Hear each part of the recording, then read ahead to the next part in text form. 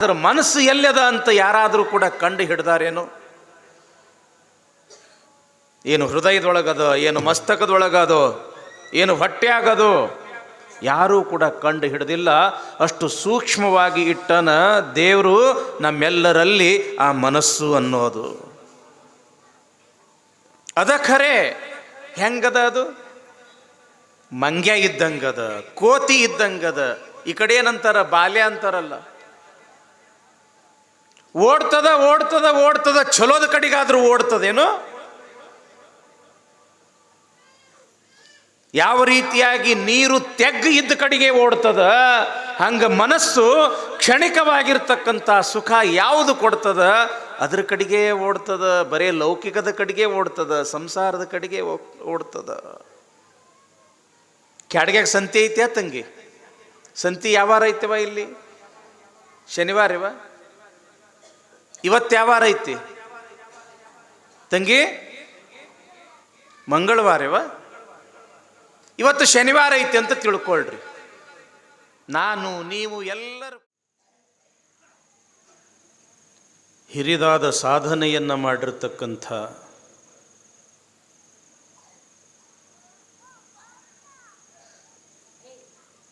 ನಮ್ಮ ಕನ್ನಡ ನಾಡಿನ ಶ್ರೇಷ್ಠ ಪ್ರಥಮ ಕವಿಯಿತ್ರಿ ಅಕ್ಕ ಮಹಾದೇವಿ. ಆ ತಾಯಿಯಲ್ಲಿ ಇರತಕ್ಕಂಥ ಜ್ಞಾನ ಅಪೂರ್ವ. ಅವರಲ್ಲಿ ಇರತಕ್ಕಂಥ ವೈರಾಗ್ಯವೋ ಎಂಥೆಂಥವರನ್ನೂ ಮೀರಿಸಬಲ್ಲ ವೈರಾಗ್ಯ.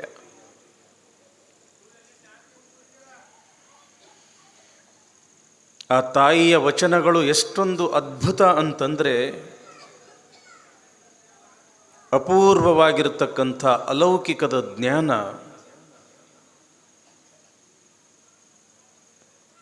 ಅವುಗಳಿಂದ ಸಹಜವಾಗಿಯೇ ನಮಗೆ ಸಿಕ್ಕಿಬಿಡುತ್ತದೆ.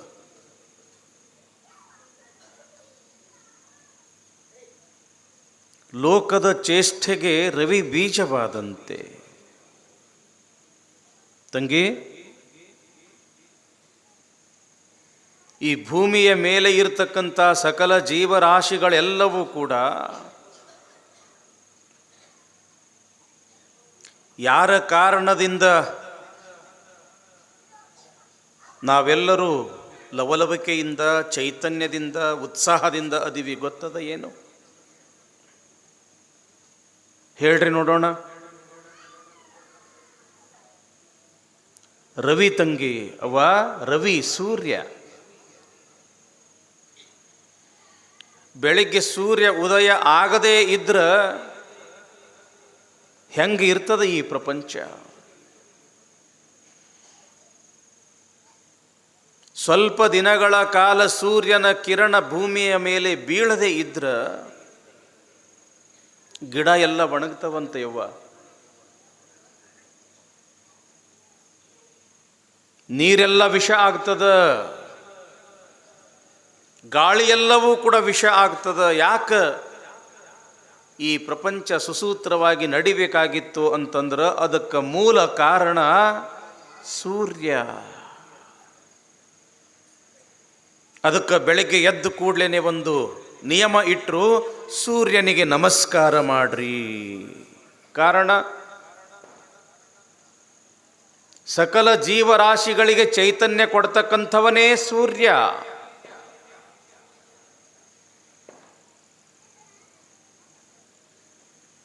ಆ ಸೂರ್ಯ ಉದಯ ಆತಂದ್ರೆ ನೋಡ್ರಿ, ಬೆಳಗ್ಗೆ ಹೆಂಗ ಹಕ್ಕಿಗಳು ಚಿಲಿಪಿಲಿ ಚಿಲಿಪಿಲಿ ಅಂತ ನಾದ ಮಾಡ್ತವ.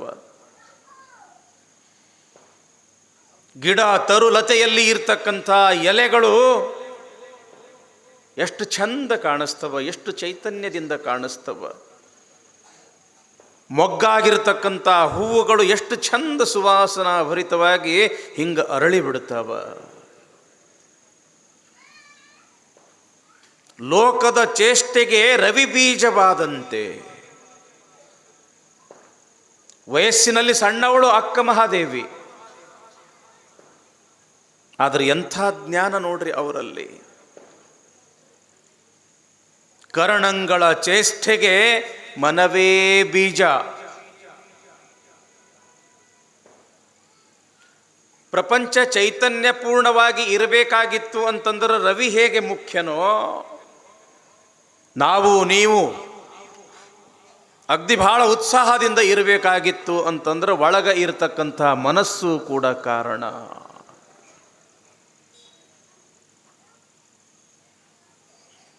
ಕಣ್ಣು ಅದ, ನೋಡಿದ್ದನ್ನು ತಿಳ್ಕೊಳ್ಳೋ ಶಕ್ತಿ ಇರೋದು ಮನಸ್ಸಿಗೆ. ಕಿವಿ ಅದ, ಕೇಳಿದ್ದನ್ನು ಗ್ರಹಿಸೋ ಶಕ್ತಿ ಮನಸ್ಸಿಗೆ. ನಾಲಿಗೆ ಅದ, ರುಚಿಸೋ ಶಕ್ತಿ ಇರೋದು ಮನಸ್ಸಿಗೆ.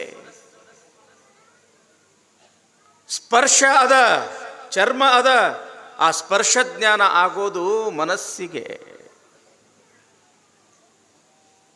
ಕೋಮಾದಾಗ ಹೋಗ್ಯಾರ ಅಂತ ಹೇಳಂತಾರ ನೋಡ್ರಿ, ಕೋಮಾದಾಗ ಹೋಗ್ಯಾರ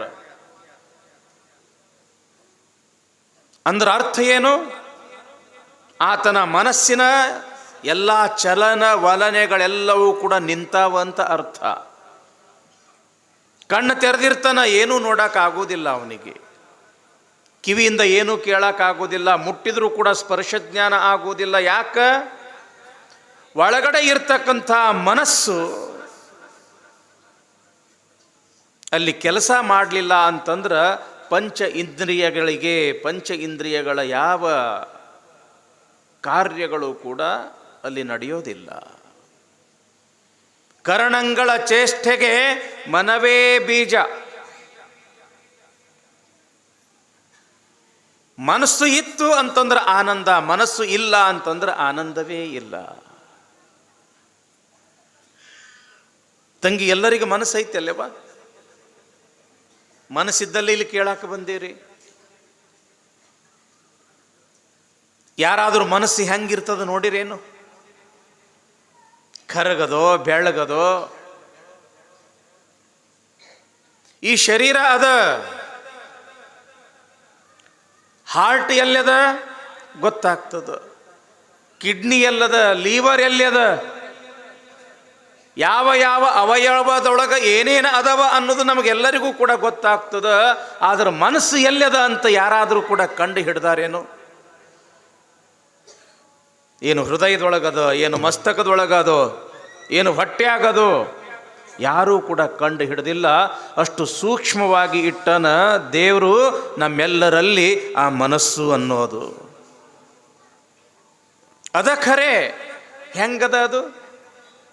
ಮಂಗ್ಯ ಇದ್ದಂಗದ, ಕೋತಿ ಇದ್ದಂಗದ. ಈ ಕಡೆ ಏನಂತಾರ, ಬಾಲ್ಯ ಅಂತಾರಲ್ಲ. ಓಡ್ತದ ಓಡ್ತದ ಓಡ್ತದ, ಚಲೋದ ಕಡೆಗಾದ್ರೂ ಓಡ್ತದೇನು? ಯಾವ ರೀತಿಯಾಗಿ ನೀರು ತೆಗ್ಗು ಇದ್ದ ಕಡೆಗೆ ಓಡ್ತದ, ಹಂಗ ಮನಸ್ಸು ಕ್ಷಣಿಕವಾಗಿರ್ತಕ್ಕಂಥ ಸುಖ ಯಾವುದು ಕೊಡ್ತದ ಅದ್ರ ಕಡೆಗೆ ಓಡ್ತದ. ಬರೇ ಲೌಕಿಕದ ಕಡೆಗೆ ಓಡ್ತದ, ಸಂಸಾರದ ಕಡೆಗೆ ಓಡ್ತದ. ಕ್ಯಾಡ್ಗ್ಯಾಗ ಸಂತಿ ಐತೆ ತಂಗಿ? ಸಂತಿ ಯಾವಾರ ಐತೆವ ಇಲ್ಲಿ? ಶನಿವಾರ ಇವ? ಇವತ್ತು ಯಾವಾರ ಐತಿ ತಂಗಿ? ಮಂಗಳವಾರ ಇವ? ಇವತ್ತು ಶನಿವಾರ ಐತಿ ಅಂತ ತಿಳ್ಕೊಳ್ರಿ. ನಾನು ನೀವು ಎಲ್ಲರೂ ಕೂಡಿ ಕ್ಯಾಡ್ಗಿ ಸಂತ್ಯಾಗ ಸಂತಿ ಮಾಡಕ್ಕೆ ಹೋಗೋನು. ಮರ್ತು ಬಿಡ್ರಿ ನಾವು ಪುರಾಣಕ್ಕೆ ಕೂತೀವಿ ಅಂತ. ಈಗ ಎಲ್ಲಿಗೆ ನಡೆದೀವಿ ನಾವು? ಕೈಯಾಗ ಒಂದು ಚೀಲ ತಗೊಂಡೀವಿ, ಒಂದಿಟ್ಟು ಹಣ ಇಟ್ಕೊಂಡೀವಿ, ಸಂತಿ ಮಾಡಕ್ಕಂತ ನಾವು ನೀವು ಕೂಡಿ, ಶರಣರ ನಾವು ನೀವು ಕೂಡಿ ಸಂತಿ ಮಾಡಕ್ಕೆ ನಡೆದೀವಿ ಅಂತ ಇಟ್ಕೊಳ್ರಿ. ಏನು ಬೇಕು ತರಕಾರಿ ತಗೊಂಡ್ವಿ, ಕಾಳು ಕಡಿ ತಗೊಂಡ್ವಿ, ಅಲ್ಲಿ ಮುಂದೆ ಚಲೋ ಹಣ್ಣು ಹಂಪಲದಾವ. ಸೇಬು ಹಣ್ಣದ, ಚಿಕ್ಕು ಹಣ್ಣದ, ದಾಳಿಂಬ್ರ ಹಣ್ಣದ, ಬಾಳೆ ಹಣ್ಣದ, ನಾನಾ ರೀತಿಯ ಹಣ್ಣು ಅಲ್ಲಿ ಮಾರಾಕತ್ತಾವ. ಆ ಹಣ್ಣು ತಗೋಬೇಕು ಅಂತ ನಾವು ನೀವು ಎಲ್ಲರೂ ನಡೆದೀವಿ. ಇನ್ನೇನು ಹಣ್ಣು ತಗೋಬೇಕು ಅನ್ನೋದ್ರೊಳಗಾಗಿ ಮೂಗಿಗೆ ಘಮ್ ಅಂತ ವಾಸನೆ ಬಡಿತು. ಯಾತ್ರ ವಾಸನೆ? ಮಿರ್ಚಿ ಭಜಿ ವಾಸನೆ ಬಡಿತು ನೋಡ್ರಿ. ಆಣಿ ಮಾಡಿ ಹೇಳ್ರಿ, ಏನು ಮೊದಲು ಹಣ್ಣು ತೋತಿರೋ ಏನು ಮಿರ್ಚಿ ಭಜಿ ತೋತಿರೋ? ಏನ್ರಿಪ್ಪ ಶರಣ್ರ? ಅದ್ರದಾಗ ನಾಲ್ಗಿ ರುಚಿ ಮಕ್ಕಳು ನೀವು. ಮೊದಲು ನೀವು ಹಣ್ಣು ತಗೊಳ್ಳೋದೇ ಇಲ್ಲ. ಏನು ತಗೊಳ್ತೀರಿ? ಮಿರ್ಚಿ ಭಜಿನ ತಗೊಳ್ತೀರಿ, ನಿಮಗೆ ಗೊತ್ತಿರ್ತದ ಇದು ಸಂತ್ಯಾಗಿನ ಭಜಿ. ಹಿಟ್ಟು ಹ್ಯಾಂಗಿರ್ತದೋ, ಎಣ್ಣೆ ಹ್ಯಾಂಗಿರ್ತದೋ, ನೂರಾರು ಮಂದಿ ತಿರುಗಾಡಕತ್ತಾರ, ಧೂಳು ಎಲ್ಲ ಆ ಎಣ್ಣೆಯೊಳಗೆ ಬೀಳ್ತದ. ಇಂಥ ಭಜಿ ತಿಂದ್ರೆ ಕೆಮ್ಮು ಬರ್ತದ, ಆರೋಗ್ಯನೂ ಕೂಡ ಕೆಡ್ತದ ಅಂತ ಗೊತ್ತಿದ್ರು ಮೊದಲಿಗೆ ತಗೊಳ್ಳೋದು ಏನು? ಭಜಿನ. ಇದು ನಿಮ್ಮ ತಪ್ಪಲ್ಲ, ನಮ್ಮ ಒಳಗಡೆ ಇರ್ತಕ್ಕಂಥ ಆ ಮನಸ್ಸೇ ಹಂಗದ. ಮನೋ ಮಧುಕರೋ ಮೇಘೋ ಮಾನಿನಿ ಮಧುನೋ ಮರುತ್ ಮಾ ಮಧೋ ಮರ್ಕಟೋ ಮತ್ಸ್ಯೋ ಮಕಾರದಶ ಚಂಚಲ. ಏನಂತಾರೆ ಶಿವಯೋಗಿಗಳು? ಮನವೆಂಬ ಮರ್ಕಟನು ತನುವೆಂಬ ವೃಕ್ಷವನೇರಿ ಇಂದ್ರಿಯಗಳೆಂಬ ಶಾಖೆಗೆ ಹಾರಿ. ಹೆಂಗದ ಅಂತಂದ್ರೆ ಈ ಮನಸ್ಸು ಮಂಗ್ಯ ಇದ್ದಂಗದ, ಕೋತಿ ಇದ್ದಂಗದ. ಒಂದ ಟೊಂಗಿ ಮೇಲೆ ಕುಂಡಿರ್ತದೇನು? ಒಂದ ಮಾಳ್ಗಿ ಮೇಲೆ ಕುಂಡಿರ್ತದೇನು? ಈ ಟೊಂಗಿಯಿಂದ ಆ ಟೊಂಗಿಗೆ, ಆ ಗಿಡದಿಂದ ಈ ಗಿಡಕ್ಕೆ, ಈ ಮಾಳಿಗೆಯಿಂದ ಆ ಮಾಳಿಗೆಗೆ ಹೆಂಗ ಬರೇ ಓಡ್ಕೋಂತನ ಇರ್ತದ. ಹಂಗೆ ನಮ್ಮಲ್ಲಿ ಇರ್ತಕ್ಕಂಥ ಮನಸ್ಸು ಕೂಡ ಒಂದೇ ಕಡೆಗೆ ಇರುವುದಿಲ್ಲ, ಬರೀ ಓಡ್ಕೋಂತನೇ ಇರ್ತದ. ಓಡ್ತದ ಈ ಮನಸ್ಸ. ಎಷ್ಟು ಸ್ಪೀಡ್ ಓಡ್ತದ ಗೊತ್ತಿದೇನು ತಂಗಿ? ಸೂರ್ಯನ ಬೆಳಕ ಈ ಭೂಮಿಗೆ ಮುಟ್ಟಬೇಕಾದ್ರೆ, ಸೂರ್ಯನ ಬೆಳಕ ಈ ಭೂಮಿಗೆ ಮುಟ್ಟಬೇಕಾಗಿತ್ತು ಅಂತಂದ್ರೆ ಎಷ್ಟು ಸಮಯ ಬೇಕು? ಆ ಸೂರ್ಯನ ಬೆಳಕಿಗಿಂತಲೂ ವೇಗವಾಗಿ ಓಡ್ತಕ್ಕಂಥದ್ದು ಮನಸ್ಸ. ಹೆಂಗ್ರಿ ಅಜ್ಜಾರ, ಹೆಂಗ್ರಿ ಮುತ್ತೆಯವರ, ಇಲ್ಲೇ ಕೂತೀರಿ ಯವ್ವಾ, ಈ ಕಡೆ ನೋಡ್ರಿ ಒಂದಿಟ್ಟು, ಆ ಕಡೆ ಏನು ನೋಡ್ತೀರಿ? ಬರೋರು ಬರ್ತಾರೆ, ಕುಂಡ್ರವ್ರು ಕುಣ್ತಾರೆ. ಅದಕ್ಕೆ ಹೇಳಕತ್ತೀನಿ, ನಿಮ್ಮ ಮನಸ್ಸು ಅನ್ನೋದು ಹಿಂಗಿರ್ತದ.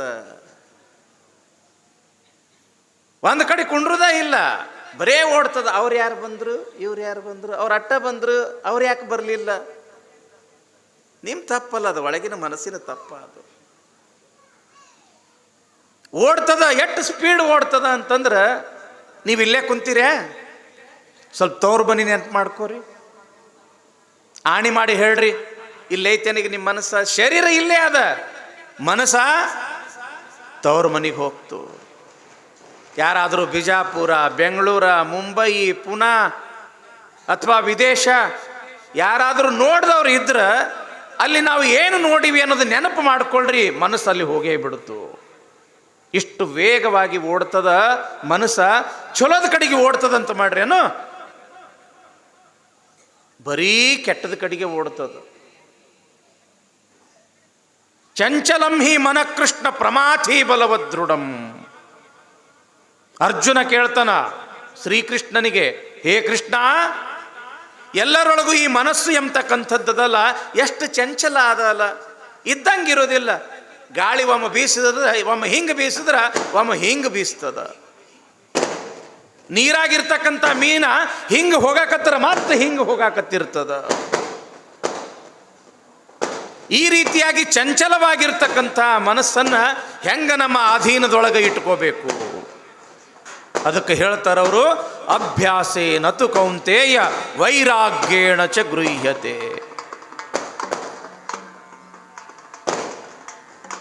ಈಗ ಒಂದು ಹಾಡನ್ನು ಕೇಳೋಣ, ನಂತರ ವಿಷಯ ಮುಂದುವರಿಸೋಣ.